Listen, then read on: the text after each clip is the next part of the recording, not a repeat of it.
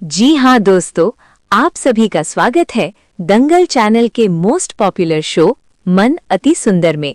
हम देखेंगे कि घर का पिछला आंगन उस दिन असहज खामोशी में डूबा हुआ था। हवा तक जैसे सांस रोककर खड़ी थी। परिवार के सभी लोग एक अजीब बेचैनी के साथ वहां मौजूद थे, पर किसी के होठों से एक शब्द नहीं निकल रहा था। बीच आंगन में आराध्या खड़ी थी, सिर झुका हुआ, हथेलियां कांपती हुई। सामने खड़ी थी दादी माँ, जिनकी आंखों में आज स्नेह नहीं बल्कि कठोर निर्णय की ठंडी परछाई उतर आई थी। आंगन के एक कोने में वर्षों पुराना तुलसी चौरा था, जहां हर शाम दीप जलता था। आज उसी पवित्र स्थान के सामने जमीन पर खुरदरे पत्थर और टूटे शंख बिखेर दिए गए थे। दादी माँ की आवाज गूंज उठी, गलती की है तो प्रायश्चित भी होगा। इन पत्थरों पर चलकर तुलसी माता के चरणों में क्षमा मांगो। आराध्या की सांसें भारी हो गईं। उसने चारों ओर देखा। सास, चाचा, काकी, यहाँ तक कि पिता समान लोग भी वहां थे, मगर कोई आंख उठाकर उसे देखने की हिम्मत नहीं कर पाया। सामाजिक डर और बड़ों की सत्ता के आगे सब मौन थे। पहला कदम रखते ही उसके पैरों में तेज चुभन दौड़ गई। नुकीले पत्थर त्वचा में धंसते चले गए।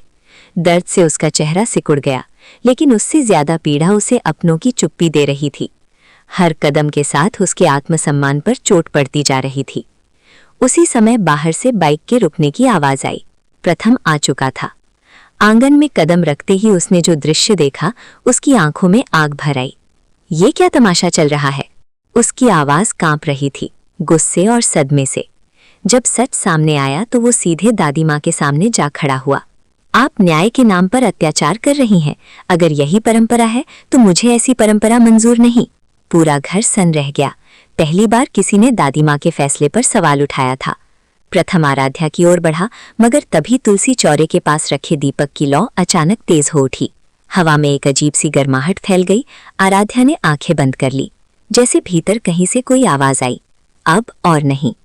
उसने खुद को संभाला, पैरों की पीड़ा को अनदेखा करते हुए सीधी खड़ी हो गई। आंखों में आंसू नहीं थे, बल्कि स्पष्टता थी। दादी जी, उसका स्वर शांत था पर दृढ़। आपने मुझे झुकाने की कोशिश की, पर आज मुझे खुद से मिलवा दिया। अब मैं अन्याय को सहूंगी नहीं, चाहे वो किसी से भी आए। दादी माँ के चेहरे का रंग बदल गया। ये वही लड़की नहीं थी जिसे वे कमजोर समझती थीं। ये तो भीतर से जाग चुकी शक्ति थी। उस दिन कोई चमत्कार आसमान से नहीं उतरा, कोई दिव्य प्रकाश नहीं चमका, लेकिन जो बदला वो कहीं गहरा था। आराध्या टूटकर नहीं, जागकर उस आंगन से निकली, और यही जागरण आने वाले दिनों में कई सच उजागर करने वाला था। हर कदम के साथ उसे अपने बीते दिनों की याद आती रही। ताने, शक, अनसुनी बातें, अपमान की छोटी छोटी सुइयां जो रोज उसके मन में चुभती रही थीं। आज वे सारी सुइयां जैसे एक साथ उसके पैरों में उतर आई थीं। इसी बीच हवेली का फाटक खुला। पहियों की चरमराहट और गाड़ी के रुकने की आवाज गूंजी। प्रथम लौट आया था। आंगन में कदम रखते ही वो ठिठक गया।